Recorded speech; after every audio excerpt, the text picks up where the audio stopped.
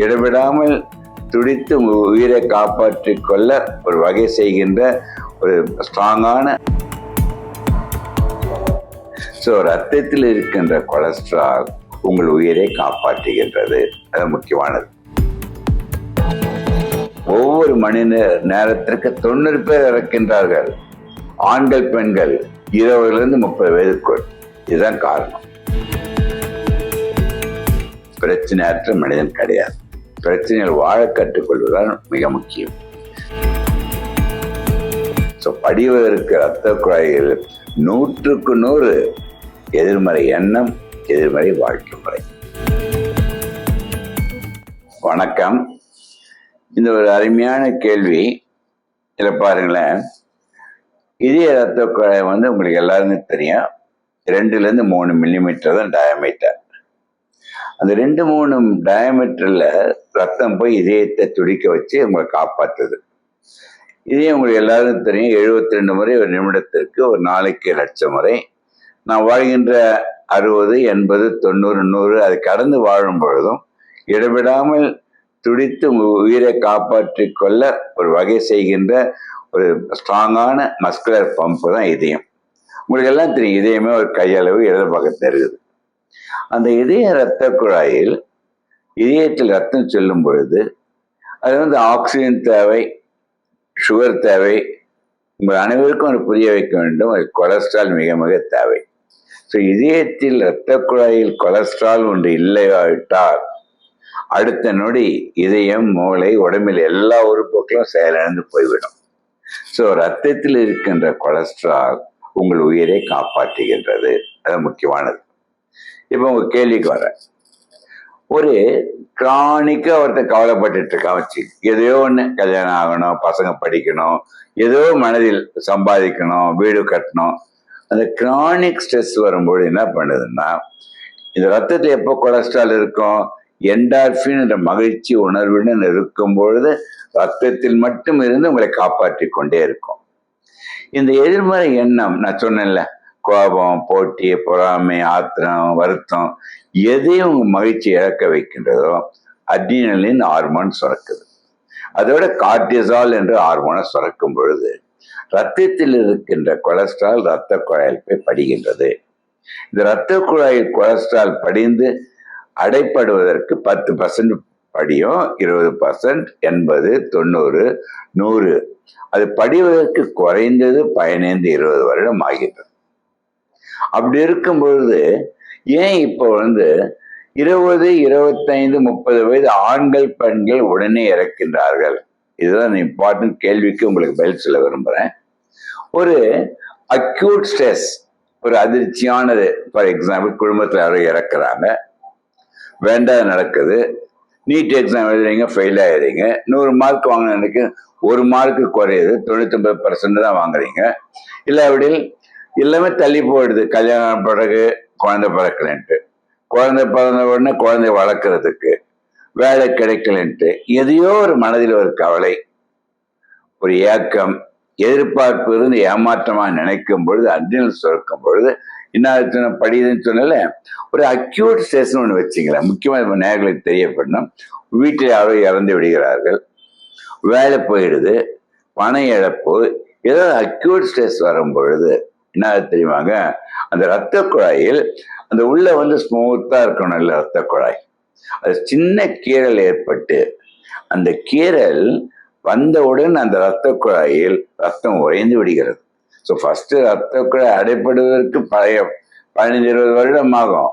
But அதிர்ச்சியான செய்தி எதுவாக இருக்கும் பொழுது அந்த கீறல் வரும்பொழுது கிளாட் ஆகிறதா கொரோனரி த்ராம்போசிஸ்.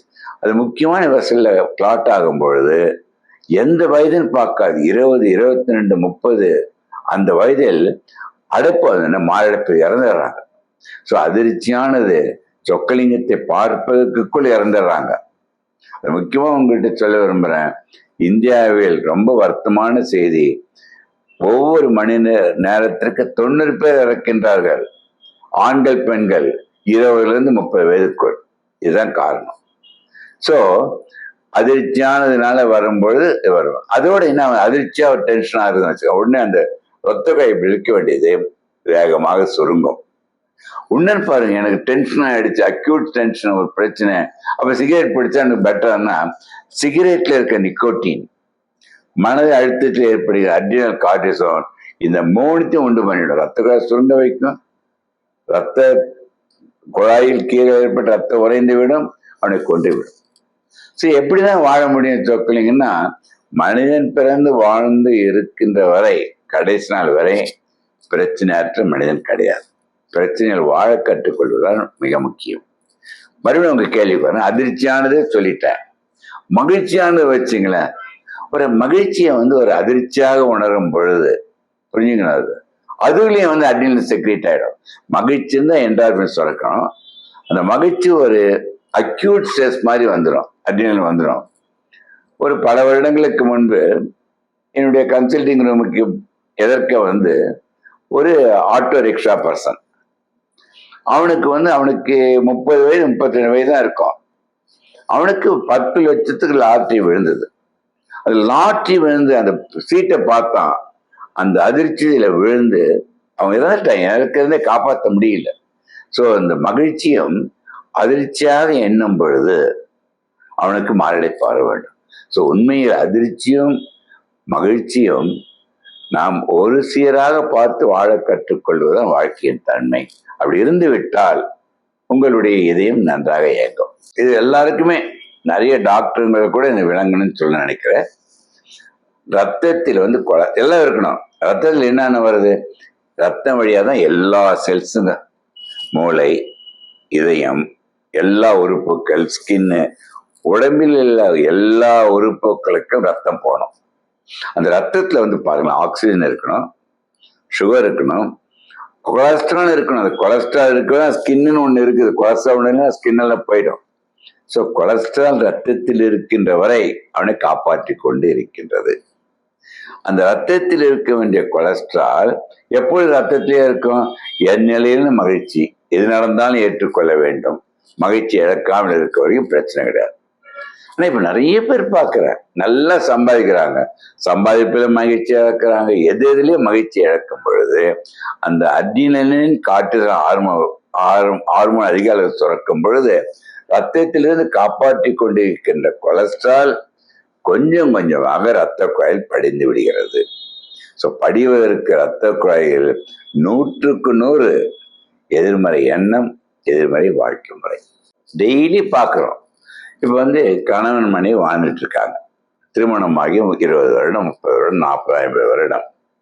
சப்போஸ் அவங்க நெருக்கமாக, அன்பாக, மகிழ்ச்சியாக வாழும் பொழுது என்ன தெரியுமாங்க, கணவனுக்கு அவன் மனைவி இழந்துடுறாங்க. ஏதோ ஒரு காரணம், கேன்சரோ, ஆக்சிடென்ட்டோ, ஹார்ட் அட்டாக், ஏதோ ஒரு இறக்கும் பொழுது உடனே அவருக்கு பெரிய அதிர்ச்சி ஆகுது.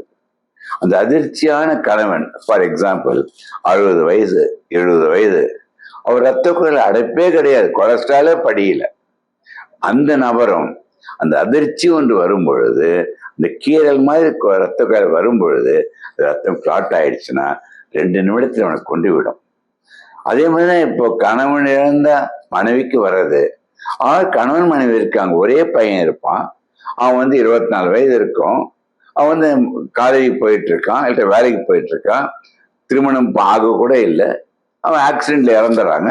அந்த ஆக்சிடென்ட்ல இறக்கும் பொழுது அந்த அம்மாவிற்கு ஹார்ட் அட்டாக், ரத்த குழாய் அடைப்பட்டு வருது, அவங்க அப்பாவுக்கு ஸ்ட்ரோக் வந்துடுது. அதே ரத்த குழாய் மூளையில் அடைப்பட்டு கிளாட் ஆச்சுன்னா ஸ்ட்ரோக். ஸோ மூளையில் அடைப்படுவது ஸ்ட்ரோக்கு, ஒரு பெராலிசிஸ் வருது. இதயத்தில் அடைப்படும் போது ஹார்ட் அட்டாக்கு, கிட்னி அடைப்பட்ட கிட்னி அட்டாக்கு, லிவர்ல அடைப்பட்டா லிவர் அட்டாக். எந்தெந்த உறுப்புகள் ரத்தம் கட் ஆகுதோ அது அட்டாக்குன்னு அதை சொல்றோம். ஸோ எந்த நிலையிலும் இப்போ நடக்கிறது உண்மையா இருக்குது. எப்படி நம்ம சொக்கலிங்க வாழ முடியும் மகிழ்ச்சின்னா, அதை வாழ கற்றுக்கொள்வதற்காகத்தான் நம் முன்னோர்கள் சொன்னா ஆச்சரியப்படுவீங்க. 20,000 வருடத்திற்கு முன்பு இந்த சொல்லாங்க பார்த்தீங்க, மெடிடேஷன், தியானம். தியானத்தில் வாழ கற்றுக்கொண்டால் உங்களுக்கு எதுவுமே மகிழ்ச்சியும் சரி, மகிழ்ச்சி ரசிக்கணும், அதே சமயம் துன்பம் வர்றதையும் நீங்க ஏற்றுக்கொள்கிற மனப்பக்கம் வந்துடணும். ஏன்னா துன்பம் இல்லாத வாழணும்னா மனிதன் வாழவே முடியாது. ஸோ அனைத்தையும் சமநிலையில் வாழ கற்றுக்கொள்வதுதான் வாழ்க்கையின் தத்துவம் நான் புரிய வைக்கிறேன். நாம் முதல்ல 80, 90, 70, 60க்கு முந்தைய பின்னால வந்து ஹார்ட் அட்டாக்லாம் இப்போ வந்து சின்ன வயசுலயே வந்துடுது, 20லேருந்து 30.